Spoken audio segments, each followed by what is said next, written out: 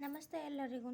ನಿನ್ನೆ ತರಗತಿಯೊಳಗೆ ನಾನು ಬನವಾಸಿಯ ಕದಂಬರು ಮತ್ತು ತಲಕಾಡಿನ ಗಂಗರು ಈ ಎರಡು ಟಾಪಿಕನ್ನು ಕವರ್ ಮಾಡಿದ್ದೆ. ಇವತ್ತು ಬಾದಾಮಿ ಚಾಲುಕ್ಯರ ಬಗ್ಗೆ ನೋಡೋಣ. ಬಾದಾಮಿ ಚಾಲುಕ್ಯರು ಇವರ ಕಾಲಾವಧಿ ಬಂದು ಸಾಮಾನ್ಯ ಶಕ 540ರಿಂದ ಸಾಮಾನ್ಯ ಶಕ 753. ಇವರನ್ನು ಆರಂಭಿಕ ಚಾಲುಕ್ಯರು ಅಂತಲೂ ಹೇಳಿ ಕರೀತಾರೆ. ಇವರ ಮೂಲ ಪುರುಷ ಜಯಸಿಂಹ, ವರಾಹ ಇವರ ರಾಜ ಲಾಂಛನ.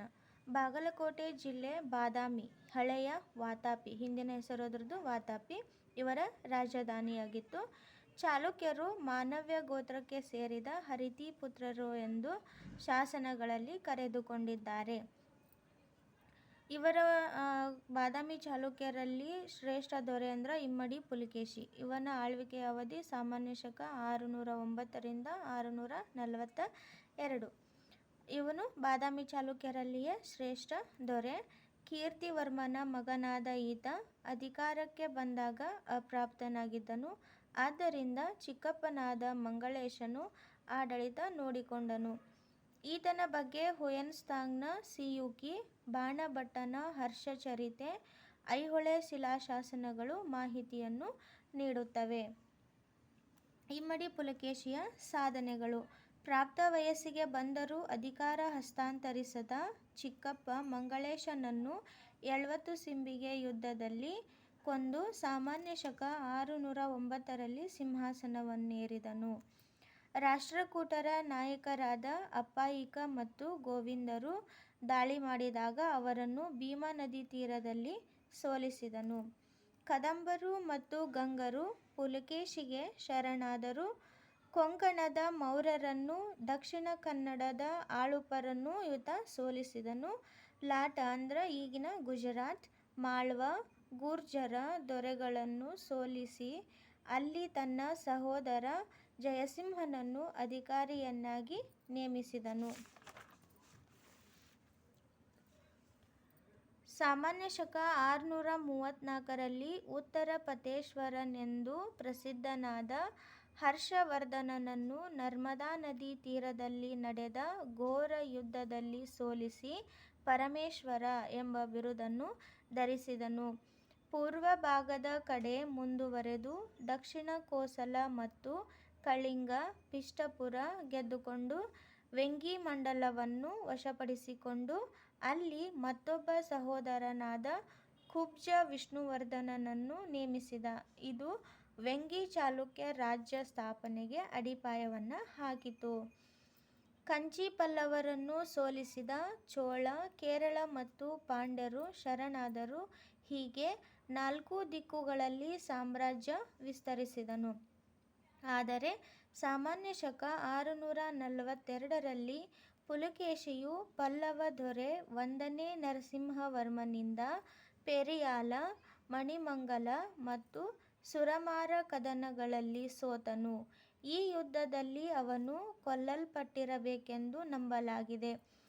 ನರಸಿಂಹವರ್ಮನು ಬಾದಾಮಿಯನ್ನು ವಶಪಡಿಸಿಕೊಂಡು ವಾತಾಪಿ ಕೊಂಡನ್ ಎಂಬ ಬಿರುದು ಧರಿಸಿದನು. ಪರ್ಷಿಯಾದ ದೊರೆ ಇಮ್ಮಡಿ ಖುಸ್ರುನ ರಾಯಭಾರಿ ಇಮ್ಮಡಿ ಪುಲಕೇಶಿಗೆ ತಮ್ಮ ರಾಜನ ನಿರೂಪಗಳನ್ನು ಅರ್ಪಿಸುತ್ತಿರುವ ಚಿತ್ರ ಅಜಂತಾದ 1ನೇ ಗುಹಾಲಯದಲ್ಲಿದೆ. ಇಮ್ಮಡಿ ಪುಲಕೇಶಿಗೆ ದಕ್ಷಿಣ ಪತೇಶ್ವರ, ಸತ್ಯಾಶ್ರಯ, ಮಹಾರಾಜಾಧಿರಾಜ, ಪರಮೇಶ್ವರ, ಪೃಥ್ವಿವಲ್ಲಭ ಇತ್ಯಾದಿ ಬಿರುದುಗಳಿದ್ದವು. ಚಾಲುಕ್ಯ ಪಲ್ಲವರ ಸಂಘರ್ಷ. ಇದು ಇಮ್ಮಡಿ ಪುಲಕೇಶಿಯ ಕಾಲದಲ್ಲಿ ಆರಂಭ ಆಗುತ್ತೆ.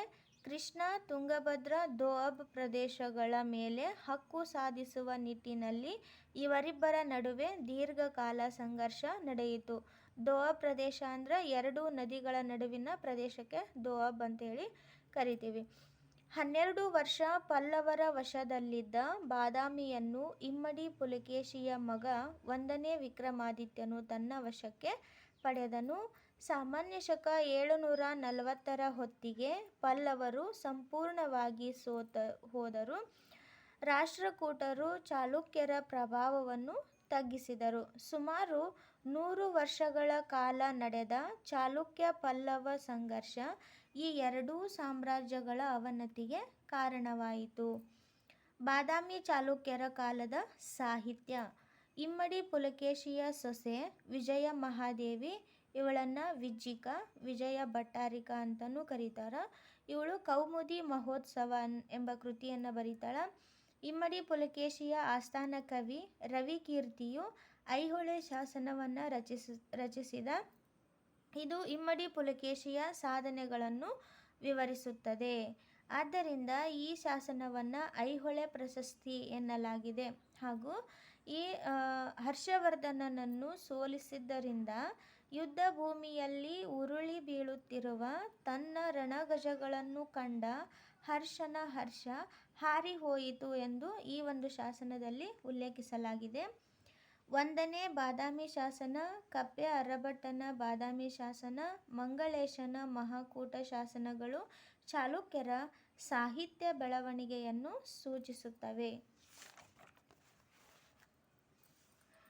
ಶಿವ ಭಟ್ಟಾರಕನ ಹರಪಾರ್ವತಿಯ ಇದು ಒಂದು ಸಂಸ್ಕೃತ ನಾಟಕ. ತ್ರಿಪದಿ ಶೈಲಿಯೂ ಕೂಡ ಬಾದಾಮಿ ಚಾಲುಕ್ಯರ ಕಾಲದಲ್ಲಿ ಬೆಳವಣಿಗೆಯಾಯಿತು. ನಾವು ಕಪ್ಪೆ ಅರಭಟ ಶಾಸನವನ್ನು ನೋಡ್ಬೋದು. ಸಾಧುಗೆ ಸಾಧು, ಮಾಧುರ್ಯಂಗೆ ಮಾಧುರ್ಯಂ, ಬಾಧಿಪ ಕಲಿಗೆ ಕಲಿಯುಗ ವಿಪರೀತನ್, ಮಾಧವನೀತನ್ ಪೆರನಲ್ಲ ಅನ್ನೋದೊಂದು ತ್ರಿಪದಿ ಒಂದು ಸಾಲನ್ನು ನಾವು ಕಪ್ಪೆ ಅರಭಟ ಶಾಸನದಲ್ಲಿ ನೋಡ್ಬೋದು. ನೆಕ್ಸ್ಟ್, ಬಾದಾಮಿ ಚಾಲುಕ್ಯರ ಕಾಲದ ಕಲೆ ಮತ್ತು ವಾಸ್ತುಶಿಲ್ಪ. ಉತ್ತರದ ನಾಗರ ಮತ್ತು ದಕ್ಷಿಣದ ದ್ರಾವಿಡ ಶೈಲಿಗಳನ್ನು ಅನುಸರಿಸಿ ಇವರು ಅನೇಕ ದೇವಾಲಯಗಳನ್ನು ನಿರ್ಮಿಸಿದರು. ಪರ್ಸಿ ಬ್ರೌನ್ ಚಾಲುಕ್ಯರ ವಾಸ್ತುಶಿಲ್ಪವನ್ನು ಭಾರತೀಯ ದೇವಾಲಯಗಳ ವಾಸ್ತುಶಿಲ್ಪದ ತೊಟ್ಟಿಲು ಎಂದಿದ್ದಾರೆ. ಬಾದಾಮಿ, ಐಹೊಳೆ, ಪಟ್ಟದಕಲ್ಲು ಇವರ ಕಲೆಯ ಪ್ರಮುಖ ಕೇಂದ್ರಗಳಾಗಿದ್ವು. ಮಹಾಕೂಟ, ನಾಗರಾಳ ಎಂಬಲ್ಲಿಯೂ ಕೂಡ ಇವರ ವಾಸ್ತುಶಿಲ್ಪ ಕಲೆ ಇದಾವು. ಈ ಕಾಲದ ಅಜಂತ ಕಲೆಯು ಲೋಕವಿಖ್ಯಾತ ಆಗಿದೆ. ಚಾಲುಕ್ಯ ಶೈಲಿ ಎಂಬ ವಿಶಿಷ್ಟ ಶಿಲ್ಪಕಲಾ ಶೈಲಿಯನ್ನು ಭಾರತೀಯ ವಾಸ್ತುಶಿಲ್ಪದಲ್ಲಿ ಇವರು ಆರಂಭಿಸಿದರು. ಇನ್ನು ಬಾದಾಮಿಯಲ್ಲಿ ಇವರ ಕಾಲದ ಯಾವ ಯಾವ ದೇವಾಲಯಗಳಿದಾವೆ ಅಂತ ನೋಡೋಣ. ಬಾದಾಮಿಯಲ್ಲಿ ಗುಹಾಂತರ ದೇವಾಲಯಗಳಿದಾವು. ಬೃಹತ್ ಗುಡ್ಡವನ್ನು ಕೊರೆದು ನಿರ್ಮಿಸಿದ 4 ಗುಹಾಂತರ ದೇವಾಲಯಗಳಿವೆ. ಅವುಗಳ ವಿಶೇಷತೆ ಏನು ಅಂದ್ರೆ, 1ನೇ ಗುಹೆ ಶೈವ ಧರ್ಮಕ್ಕೆ ಸೇರಿದೆ. ಇಲ್ಲಿ ಅರ್ಧನಾರೀಶ್ವರ ಮತ್ತು ಶಿವನ ಲೀಲೆಯ ಶಿಲ್ಪಗಳಿವೆ. 2 ಮತ್ತು 3ನೇ ಗುಹೆಗಳು ವೈಷ್ಣವ ಧರ್ಮಕ್ಕೆ ಸೇರಿವೆ. 2ನೇ ಗುಹಾಲಯದಲ್ಲಿ ವರಾಹ ಮತ್ತು ವಾಮನ ಉಬ್ಬು ಶಿಲ್ಪಗಳಿವೆ. 3ನೇ ಗುಹೆಯು ಎಲ್ಲಕ್ಕಿಂತ ದೊಡ್ಡದು. ಇದನ್ನು ಮಂಗಳೇಶನು ಕೆತ್ತಿಸಿದನು. ಇಲ್ಲಿ ಭೂದೇವಿ ಶೇಷನ ಮೇಲೆ ಕುಳಿತಂತಿರುವ ವಿಷ್ಣು ಹಾಗೂ ನರಸಿಂಹ, ವಾಮನ, ಬಲರಾಮ, ಹರಿಹರ ಶಿಲ್ಪಗಳಿವೆ. 4ನೇ ಗುಹೆಯು ಎಲ್ಲವುಗಳಿಗಿಂತ ಚಿಕ್ಕದು. ಇದು ಜೈನ ಗುಹೆಯಾಗಿದೆ. ಇಲ್ಲಿ ಮಹಾವೀರನ ಶಿಷ್ಯರು ಗೌತಮ ಮತ್ತು ಮಹಾವೀರನ ಶಿಷ್ಯ ಗೌತಮ ಮತ್ತು 23ನೇ ತೀರ್ಥಂಕರರಾದ ಪಾರ್ಶ್ವನಾಥನ ಶಿಲ್ಪಗಳಿವೆ. ಮೇಲಿನ ಈ ಬಸದಿಯನ್ನು ಕ್ರಮೇಣ ಮೇಣ ಬಸದಿಗಳೆಂದು ಕರೆಯಲಾಗಿದೆ. ಇವಲ್ಲದೆ ಮಾಲಗಿತ್ತಿ ಶಿವಾಲಯ, ಭೂತನಾಥ, ಲಕುಮೀಶ ಮತ್ತು ವಿರೂಪಾಕ್ಷ ದೇವಾಲಯಗಳು ಕೂಡ ಬಾದಾಮಿಯಲ್ಲಿ ಇದಾವು. ನೆಕ್ಸ್ಟ್, ಐಹೊಳೆಯಲ್ಲಿ ಇವರ ಕಾಲದ ಯಾವ್ಯಾವ ದೇವಾಲಯಗಳಿದಾವೆ ಅಂದ್ರೆ, ಲಾಡ್ಕಾನ್ ದೇವಾಲಯ ಇದೆ. ಇದು ಗರ್ಭಗೃಹದ ಮೇಲೆ ಮತ್ತೊಂದು ಗರ್ಭಗೃಹ ಇರೋದು ಈ ದೇವಾಲಯದ ಒಂದು ವೈಶಿಷ್ಟ್ಯತೆಯಾಗಿದೆ. ಗರ್ಭಗೃಹದ ಬಾಗಿಲ ಮೇಲೆ ಗರುಡನ ಶಿಲ್ಪವಿರುವುದನ್ನು ಗಮನಿಸಿದ ಕಲಾವಿಮರ್ಶಕ ಹೆನ್ರಿ ಕಸಿನ್ಸ್ ಇದು ವೈಷ್ಣವ ದೇವಾಲಯವಾಗಿದೆ ಎಂದಿದ್ದಾರೆ. ಆದರೆ ಗರ್ಭಗೃಹದಲ್ಲಿ ಶಿವಲಿಂಗವಿತ್ತು ಎನ್ನುವುದು ಇಲ್ಲಿರುವ ನಂದಿ ವಿಗ್ರಹದಿಂದ ತಿಳಿಯುವುದು. ಲಾಡ್ಕಾನ್ ಎಂಬ ಮುಸ್ಲಿಂ ಸಂತ ಇಲ್ಲಿ ವಾಸವಿದ್ದ ಕಾರಣ ಇದನ್ನು ಲಾಡ್ಕಾನ್ ದೇವಾಲಯ ಎನ್ನಲಾಗಿದೆ. ನೆಕ್ಸ್ಟ್, ದುರ್ಗದ ದೇವಾಲಯ. ಕುದುರೆ ಲಾಳಾಕೃತಿ ಮತ್ತು ಬೌದ್ಧ ಚೈತ್ಯಾಲಯ ವಿನ್ಯಾಸದಲ್ಲಿರುವ ಈ ದೇವಾಲಯವು ಸೂರ್ಯ ದೇವಾಲಯವಾಗಿದೆ. ಶಿಖರವು ಒರಿಸ್ಸಾದ ದೇವಾಲಯಗಳ ಶಿಖರವನ್ನು ಹೋಲುತ್ತದೆ. ದೇವಾಲಯದ ಸುತ್ತ ಕೋಟೆಯ ಗೋಡೆ ಇದ್ದುದರಿಂದ ದುರ್ಗ ಅಥವಾ ಕೋಟೆ ದೇವಾಲಯ ಅಂತ ಹೇಳಿ ಇದನ್ನು ಕರೀತಾರೆ. ಈ ದೇವಾಲಯದ ಮುಂಭಾಗದಲ್ಲಿ ಕೊಂತಿಗುಡಿಗಳ ಗುಂಪಿದೆ. ಕೊಂತಿಗುಡಿಗಳು ಅಂದರೆ ಇವು ಪ್ರಯೋಗಾರ್ಥವಾಗಿ ನಿರ್ಮಿಸಿದ ಮಾದರಿ ದೇವಾಲಯಗಳಾಗಿವೆ. ಹುಚ್ಚಿಮಲ್ಲಿ ಗುಡಿಯು ಇಲ್ಲಿಯೇ ಇದೆ. ನೆಕ್ಸ್ಟ್ ಮೇಗುತಿ ಜೈನ ದೇವಾಲಯ. ಇದನ್ನು ರವಿಕೀರ್ತಿ ಕಟ್ಟಿಸಿದನು. ಇದರ ಪೂರ್ವ ಗೋಡೆಯ ಮೇಲೆ ಐಹೊಳೆ ಶಾಸನವನ್ನು ಬರೆಯಲಾಗಿದೆ. ಮೇಗುತಿ ಜೈನ ದೇವಾಲಯದ ಪೂರ್ವ ಗೋಡೆಯ ಮೇಲೆ ಐಹೊಳೆ ಶಾಸನವನ್ನು ಬರೆಯಲಾಗಿದೆ. ಇದು ದ್ರಾವಿಡ ಶೈಲಿಯಲ್ಲಿ ನಿರ್ಮಾಣವಾಗಿದೆ. ಗುಡ್ಡದ ಮೇಲಿರುವುದರಿಂದ ಮೇಲುಗುಡಿ, ಮೇಗುಡಿ, ಮೇಗುತಿ ಎಂಬ ಹೆಸರುಗಳು ಇದಕ್ಕೆ ಬಂದಿದ್ದವು. ಐಹೊಳೆಯ ರಾವಳಗುಡಿ ಎಂಬ ಗುಹೆಯಲ್ಲಿ ಶಿವಲಿಂಗ, ವರಾಹ ಅವತಾರ, ಕಾಳಿ ಮತ್ತು ನಟರಾಜ ಉಬ್ಬು ಶಿಲ್ಪಗಳಿವೆ. ಇಲ್ಲಿನ ಇತರೆ ದೇವಾಲಯಗಳೆಂದರೆ ಜ್ಯೋತಿರ್ಲಿಂಗ, ಮಲ್ಲಿಕಾರ್ಜುನ ಮತ್ತು ಸಿದ್ದೇಶ್ವರ. ಐಹೊಳೆಯಿಂದ ಅರ್ಧ ಮೈಲಿ ದೂರದ ರಾಮಲಿಂಗ ದೇವಾಲಯವು 3 ಗರ್ಭಗೃಹಗಳನ್ನು ಹೊಂದಿದೆ. ಐಹೊಳೆಯನ್ನು ದೇವಾಲಯಗಳ ವಾಸ್ತುಶಿಲ್ಪದ ತೊಟ್ಟಿಲು ಎನ್ನಲಾಗಿದೆ. ನೆಕ್ಸ್ಟ್ ಪಟ್ಟದಕಲ್ಲು. ಇದರ ಪ್ರಾಚೀನ ಹೆಸರು ಕಿಸುವಳಲು. ಕಾಶಿ ವಿಶ್ವನಾಥ, ಪಾಪನಾಥ, ಜಂಬುಲಿಂಗೇಶ್ವರ ದೇವಾಲಯಗಳು ನಾಗರ ಶೈಲಿಯಲ್ಲಿವೆ. ಸಂಗಮೇಶ್ವರ, ವಿರೂಪಾಕ್ಷ, ಮಲ್ಲಿಕಾರ್ಜುನ ದೇವಾಲಯಗಳು ದ್ರಾವಿಡ ಶೈಲಿಯಲ್ಲಿವೆ. ವಿರೂಪಾಕ್ಷ ಲೋಕೇಶ್ವರ ದೇವಾಲಯನೂ ಅಂತಾರ ಇದಕ್ಕೆ. ಇದನ್ನು 2ನೇ ವಿಕ್ರಮಾದಿತ್ಯನು ಪಲ್ಲವರ ಮೇಲೆ 3 ಬಾರಿ ಗಳಿಸಿದ ಗೆಲುವಿನ ನೆನಪಿಗಾಗಿ ಆತನ ಮಹಾರಾಣಿ ಲೋಕಮಹಾದೇವಿ ಕಟ್ಟಿಸಿದಳು. ಇದನ್ನು ಕಟ್ಟಿದ ಶಿಲ್ಪಿ ಅನಿರ್ವಾತಾಚಾರಿ ಗುಂಡ. ಇದು 224 ಅಡಿ ಉದ್ದ, 105 ಅಡಿ ಅಗಲವಿದೆ. ಸಿಂಹಗಳು ದೇವಾಲಯವನ್ನು ಮತ್ತು ತೊಲೆಗಳನ್ನು ಆನೆಗಳು ಹೊತ್ತುಕೊಂಡು ನಿಂತಂತೆ ಕಾಣುತ್ತದೆ. ಇದು ದ್ರಾವಿಡ ಶೈಲಿಯ ಶಿಖರವನ್ನು ಹೊಂದಿದೆ. ವಿರೂಪಾಕ್ಷ ದೇವಾಲಯವನ್ನು ಹೋಲುವಂಥ ಮಲ್ಲಿಕಾರ್ಜುನ ಅಂದರೆ ತ್ರೈಲೋಕೇಶ್ವರ ದೇವಾಲಯನೂ ಅಂತಾರ ಇದಕ್ಕೆ. ಇದರ ಪಕ್ಕದಲ್ಲಿದೆ. ಇದನ್ನು 2ನೇ ವಿಕ್ರಮಾದಿತ್ಯನ ಇನ್ನೊಬ್ಬ ರಾಣಿ ತ್ರೈಲೋಕ ಮಹಾದೇವಿಯು ಕಟ್ಟಿಸಿದಳು. ಮಹಾಕೂಟದಲ್ಲಿ ಮಹಾಕೂಟೇಶ್ವರ ದೇವಾಲಯ ಕೂಡ ಇದೆ. ಬಾದಾಮಿ ಚಾಲುಕ್ಯರ ಆಡಳಿತದ ವಂಶಾವಳಿ. ಮೊದಲು ಮೂಲಪುರುಷ ಜಯಸಿಂಹ, ನಂತರ ರಣರಾಗ, ಆತನ ನಂತರ 1ನೇ ಪುಲಕೇಶಿ ಬರ್ತಾನ. 1ನೇ ಪುಲಕೇಶಿಗೆ ಕೀರ್ತಿವರ್ಮ ಮತ್ತು ಮಂಗಳೇಶ ಎಂಬ 2 ಮಕ್ಕಳು ಇರ್ತಾರೆ. ಇಮ್ಮಡಿ ಪುಲಕೇಶಿ ಕೀರ್ತಿವರ್ಮನ ಮಗ.